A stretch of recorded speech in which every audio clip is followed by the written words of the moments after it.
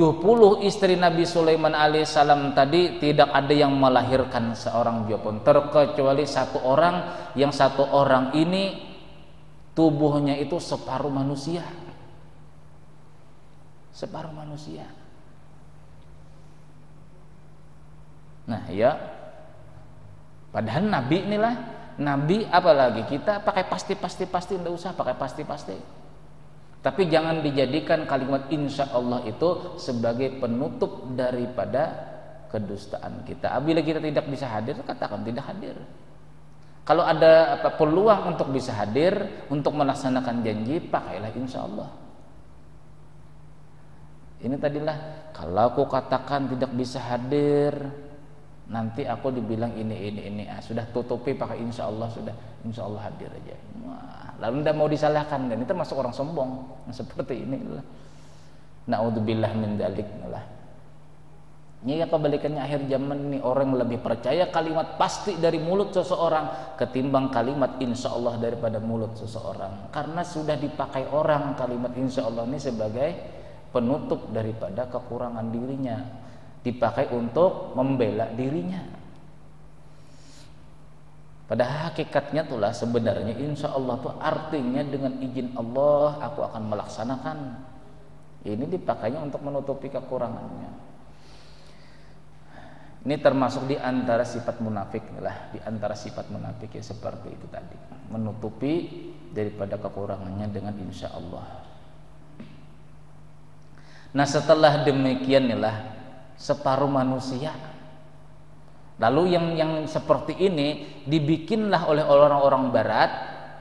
Kan ada manusia yang separuh sampai di perut sini Pak, lalu kakinya kaki kuda, depannya kaki kuda, di belakangnya kaki kuda.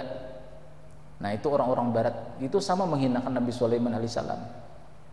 Ada film apa tuh, namanya film peperangan tuh Pak Haji, yang apa kerajaan apa tuh lah, lalu bila berperang manusia yang setengah manusia dengan setengah binatang tadi itu diperumpamakan mereka, itu sama dengan menghinakan Nabi Sulaiman alaihissalam. Padahal mereka tidak tahu jenisnya anak Nabi Sulaiman ini, tidak tahu yang separuh manusia tadi. Nah, orang-orang barat namanya orang-orang kafir nih, memang begitu sudah. Mereka mengatakan Raja Salmon. Nah, yang anaknya tadi dewasanya berpakaian dengan tongkat di sini, kan tangannya beginilah, kakinya 4 seperti kaki kuda. Nah, itu diperumpamakan orang-orang barat. Dan termasuk itu film yang paling tenar dahulu di zaman kita masih kecil itulah. Film apakah namanya itulah? Raja Salmon ya. Orang Sulaimannya lebih Salmon. Na'udzubillah. Nah Rasulullah setelah bercerita seperti ini, faqala Rasulullah sallallahu alaihi wasallam, Nabi bersabda, walladzi nafsi biyadihi, demi zat Allah yang diriku berada di tangannya, kata Rasulullah, lau qala insya Allah, seandainya Nabi Sulaiman itu, kata Rasulullah, mengatakan insya Allah akan melahirkan anak, paling minimal satu orang, yang satu orang ini akan menjadi pejuang di jalan Allah. Seandainya Nabi Sulaiman mengatakan demikian, kata Rasulullah, lam yahnas, maka tidak akan gagal memiliki anak. Wa kana darakan fi hajatihi, dan akan tercapai semua hajatnya Nabi Sulaiman alaihissalam tadi. Nah, jadi kalau kita ada hajat, inilah hajat apa juga pun, minta doakan seseorang itulah, atau ngundang seseorang, atau menghadiri apa juga pun, pakai insya Allah. Insya Allah lah orang yang mengundang kita tidak akan kecewa inilah, atau hajat orang yang kita akan laksanakan tadi karena kita uzur mendadak tidak akan kecewa, dan itu tidak akan memudarkan kecintaan mereka terhadap kita. Tapi bila kita kelewat pasti, nah lalu tidak terlaksana hajat orang tadi dengan kita, maka orang akan sakit hati. Itulah diantara hikmahnya lah, kalau kita selalu sandarkan kepada Allah, Allah yang akan mengurus dengan dengan ketidakmampuan kita melaksanakan hajat seseorang. Allah akan tetap memberikan rasa cinta seseorang itu kepada kita, tidak akan dipudarkan Allah. Dan Allah akan menjaga keaiban kita daripada mulut orang yang tidak mau, yang tidak sampai kita melaksanakan hajatnya dengan kita.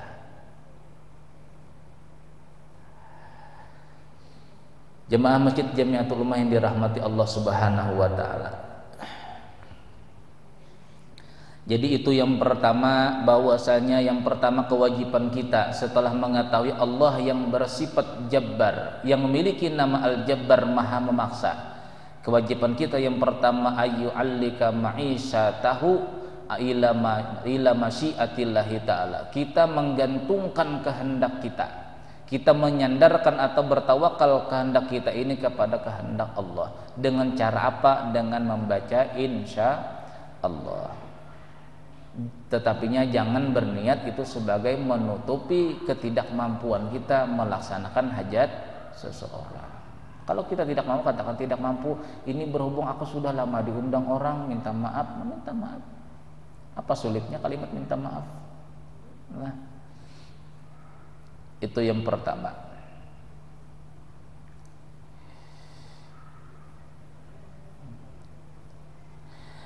Yang kedua, ayyakuna jabbaran ala nafsihil ammarati bi fi'lil khairati hatta sarat mutmainatan. Jadilah kita ini sebagai orang yang memaksa. Jadi kita sudah tahu Allah itu Maha Memaksa. Itu kehendak Allah untuk memaksa. Nah, kemudian kita pun memiliki sifat memaksa.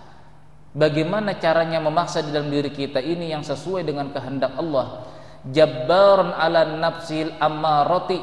Kita memaksa terhadap nafsu amarah kita, nafsu yang selalu condong kepada maksiat. Bi fi'lil khairati, kita paksakan untuk melakukan yang namanya kebaikan. Hatta sarat mutmainnatan, sehingga jadilah nafsu kita yang selalu condong kepada kekeliruan atau kesalahan atau kemaksiatan itu menjadi nafsu mutmainnatan, menjadi nafsu yang tenang dengan Allah Subhanahu wa taala. Ini kalau ilmunya seperti itu. Karena tidak mungkin kita inilah sekedar tahu ilmu namun tidak bisa melaksanakan ilmu tanpa adanya amal kebatinan. Nah, itu istilahnya. Karena banyaknya orang mengetahui ini kebaikan tapi tidak bisa melaksanakan. Kenapa? Karena rohnya tadi itu kelaparan, sedangkan jasadnya ini kuat. Jadi tidak mungkin sesuatu kebaikan itu bisa terlaksana kalau kita terlalu mementingkan hal-hal yang namanya makanan jasad. Sedangkan makanan roh kita atau jiwa kita tidak kita kasih makanan, akan berlawanan. Makanya selalu berontak. Bila kita melakukan sesuatu ada berontak, berarti tidak ada keseimbangan antara jasad dengan roh kita. Jadi dari guru kita dahulu, kalau kita ingin memaksakan diri kita supaya baik, supaya baik, kita sekarang mengaku aja kurang baik, tapi tidak boleh juga mengaku jahat, kita kurang baik. Lalu bagaimana supaya lebih baik? Itu dengan pengamalan sifat Al-Jabbar. Jadi barang siapa yang membaca, itu ijazah daripada guru saya dahulu, yang dia itu tidak mampu membimbing dirinya,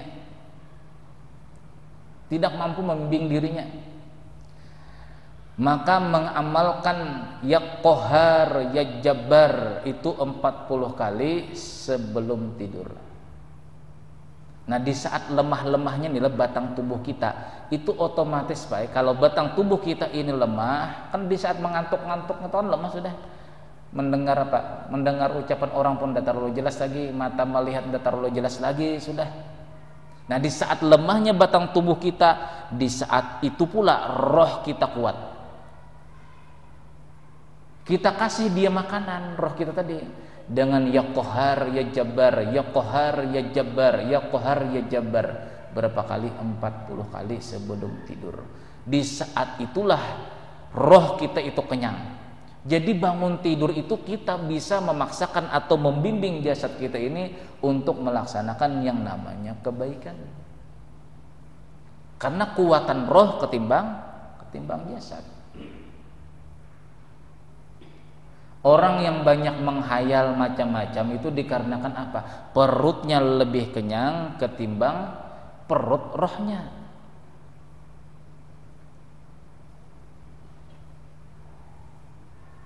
Kalau kita terbiasa misalnya adalah makan kurang kenyang, adalah artinya sehari mungkin 2 kali sehari saja lah.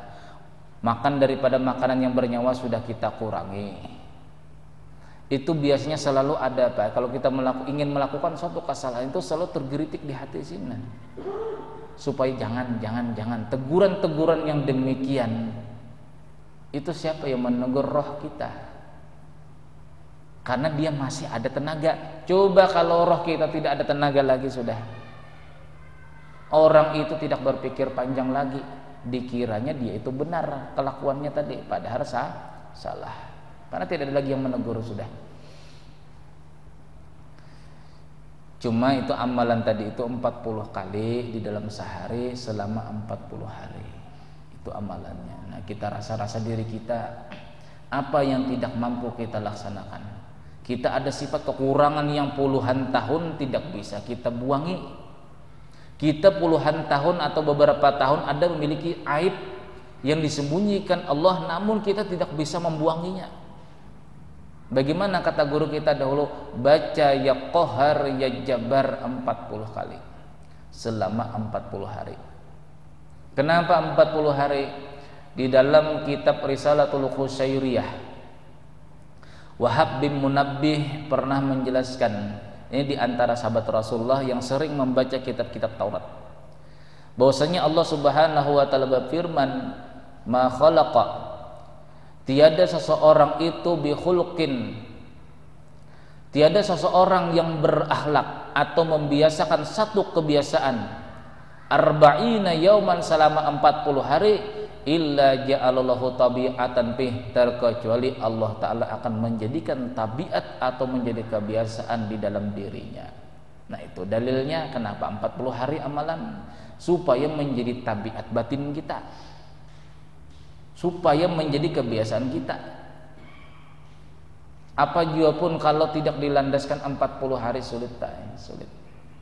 Kita mau istiqomah begini akan belang kambingan. Nah, tidak akan istiqomah selama tidak melalui masa 40 hari berturut-turut. Itu ya Qahar ya Jabbar 40 kali setiap hari. Hendak tidur ya paling 10 menit, paling lama 10 menit. Ya Qahar ya Jabbar, ya Qahar ya Jabbar, ya Qahar ya Jabbar, ya Qahar ya Jabbar. Itu di antara amalan supaya kita memaksa diri kita ini menuju jalan kebaikan, supaya keaiban yang tidak pernah kita tidak bisa kita tinggalkan, bisa kita tinggalkan. Takutnya adalah orang-orang yang istiqomah di dalam dosa-dosa kecil itu termasuk di antara orang itu tanda su'ul khotimah. Itu naudzubillah min dzalik, bukan sekedar dosa besar nih lah yang belum pernah ditobati lalu orang itu meninggal dunia, itu termasuk su'ul khotimah, tetapinya dosa-dosa kecil yang selalu istiqomah dikerjakannya lah tanpa ada pemikiran untuk merubah, maka orang itu pun dikhawatirkan akan mendapatkan su'ul khotimah. Misal kita nilai sudah ada pasangan, nah menggoda perempuan di mana aja ketemu ada perempuan, digoda, jangan. Itu sulit kita menghilangi demikian sulit kalau tidak beramalan yang seperti ini. Kita kuatkan batin kita pelan-pelan karena kita khawatir juga kita banyak beribadah tapi su'ul khotimah misalnya, naudzubillah min dzalik. Kita misalnya sulit ngomong, kita inilah selalu aja gosip inilah. Nah, untuk mencegah supaya jangan lagi gosip itu selalu terjadi dalam kehidupan kita, karena orang yang bertobat kata Rasulullah, man taba, barang siapa yang bertobat min gibatihi, daripada gibahnya, lalu dia hendak dimasukkan ke dalam surga, maka orang itu masuk surga paling akhir. Orang yang bertobat daripada gibah atau gosip, bertobat inilah, lalu direncanakan Allah Ta'ala masuk surga di dalam takdir tadi, orang itu kata Rasulullah SAW paling akhir masuk ke dalam surga. Masih mending lah, masih mending. Jadi bagaimana orang yang selama hidupnya itu tidak bisa membuangi daripada menggosip? Na'udzubillah min dzalik. Orang yang bertobat aja paling akhir masuk surga. Bagaimana orang yang tidak pernah bertobat daripada menggosip seseorang? Nah, jadi kalau kita memeriksa diri kita, aku kekuranganku ini, tidak bisa pokoknya merem mulutku. Coba amalan tadi, sambil berdoa kepada Allah, dengan izin Allah insya Allah. Nah, paling tidak ialah kita bertobat dahulu. Satu, dosa besar. Kalau gibah itu termasuk dosa besar. Nah, gibah atau gosip itu termasuk dosa besar yang apabila dibawa sampai ke mati belum kita tobati, naudzubillah min dzalik, itu akan membawa su'ul khotimah. Apabila su'ul khotimah itu pasti diadab di kubur, karena itu dosa besar. Nah, jadi keaiban diri kita itu kita yang mengetahui berapa keaiban kita. Satu ini dahulu, ya Allah, dengan berkah nama Engkau maka tutuplah keaibanku. Berdoa kita, janganlah dijadikan tubuh ini ya Allah untuk selalu melaksanakan keaiban yang demikian. Baru kita baca ya Qahar ya Jabbar ya Qahar ya Jabbar, insya Allah kita akan terbimbing dengan nama Allah Al-Jabbar tadi. Yang kedua, jadi kewajiban pertama, kita menggantungkan kehendak kita dengan kehendak Allah Subhanahu wa taala. Yang kedua, ayyakuna jabbaran ala nafsil ammarah. Maka jadilah seseorang itu memaksa terhadap nafsu dirinya supaya melaksanakan kebaikan, sehingga nafsunya tadi menjadi nafsu yang tenang untuk melaksanakan kebaikan. Di dalam hadis qudsi Allah Subhanahu wa taala berfirman, anta turid wa ana urid. Kamu berkehendak, aku pun berkehendak, kata Allah. Fa idza sallamtali fima urid kafaituka fima turid. Apabila kamu menyerahkan kepadaku sesuatu keinginan kamu, kata Allah, kafaituka fima turid, maka aku akan mencukupkan, akan melaksanakan atau mencapaikan semua kehendak kamu. Ini Allah Ta'ala berhadis qudsi, artinya Allah Ta'ala langsung yang kepada Rasulullah SAW menyampaikan, wahai Muhammad, katakan kepada umat kamu begini, anta turid, kamu berkeinginan, anna urid, kata Allah, aku pun berkeinginan pula. Kamu sebagai makhluk memiliki keinginan, aku pun memiliki keinginan. Nah, ini sama-sama, kata Allah Ta'ala. Fa idza sallamtali fima turid, apabila kamu, kata Allah, menyerahkan segala keinginan kamu kepadaku, kafaituka fima turid, maka aku akan mencukupkan sesuatu yang kamu inginkan. Wa illam tusallim li fima urid, apabila kamu tidak menyerahkan, kata Allah, sesuatu yang kamu inginkan pada sesuatu yang kuinginkan, atabtuka fima turid, maka akan kugagalkan, kata Allah, sesuatu yang kamu inginkan. Summa la yakunu illa fima turid, kemudian tidak akan terjadi kecuali sesuatu itu terjadi dengan kehendakku. Itu janji Allah, inilah janji Allah Subhanahu wa taala. Bila kita berencana sesuatu, tidak kita serahkan kepada Allah, bahkan kita banyak bila berencana, ayo laksanakan, ini pasti berhasil, bahaya. Kita bikin rapat, inilah rapat, begini, rencananya begini, ini pastinya begini, sudah kita laksanakan besok. Tapi tidak menyerahkan kepada Allah, maka rencana tadi akan digagalkan Allah.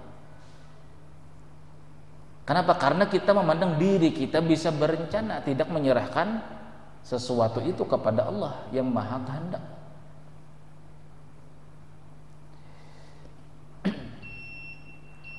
Nah, yang ketiga, yang terakhir, ayyakuna iradatuhul khairat Mampudatan bi'iyalil khassati wa fil khalqillahi ammatan, bahwasanya jadilah kehendak seseorang tuh niat kebaikan. Mampudatan ditunaikan bi'iyalil khassati, dengan secara khusus itu keluarganya ditunaikan, wa fil khalqillahi ammatan, dan kepada makhluk Allah untuk secara umum. Kita selalu berkehendak kebaikan, sekalipun kehendak kita itu selalu gagal. Yang penting niat kehendak dulu, kehendak melakukan kebaikan. Bi'iyalil khassati, yang pertama kepada keluarga kita di rumah. Penting rencana dulu, pakai izin Allah Subhanahu wa taala, baru kepada makhluk-makhluk yang lain. Mudah-mudahan Allah Subhanahu wa taala mengampuni dosa zahir dan batin kita. Mudah-mudahan Allah Subhanahu wa taala melimpahkan rahmat taufik dan hidayah kepada kita, bisa istiqomah di dalam menuntut ilmu agama dan dimudahkan kita mengamalkannya, dan mudah-mudahan dengan berkah menuntut ilmu agama ini Allah Subhanahu wa taala mewafatkan kita husnul khatimah, diberikan syafaat Rasulullah sallallahu alaihi wasallam. Amin ya rabbal alamin. Al-Fatihah. Bismillahirrahmanirrahim. Alhamdulillahirabbil alamin. Bismillahirrahmanirrahim. Alhamdulillahirabbil alamin, wassalatu wassalamu ala asyrafil anbiya'i wal mursalin sayyidina wa lana Muhammadin wa alihi washabihi barik wa sallim ajma'in. Allahumma ighfir lana ma akhtana wa ma ta'amadna wa ma asrarna wa ma a'lanna wa ma anta bihi minna, antal muqaddim wa antal muakhir, la ilaha illa anta, rabbana atina fid dunya hasanah wa fil akhirati hasanah wa qina adzabannar, wa sallallahu sayyidina Muhammadin rabbil alamin. Subhanakallahumma wa bihamdika asyhadu an la ilaha illa anta astaghfiruka wa atubu ilaik. Assalamualaikum warahmatullahi wabarakatuh.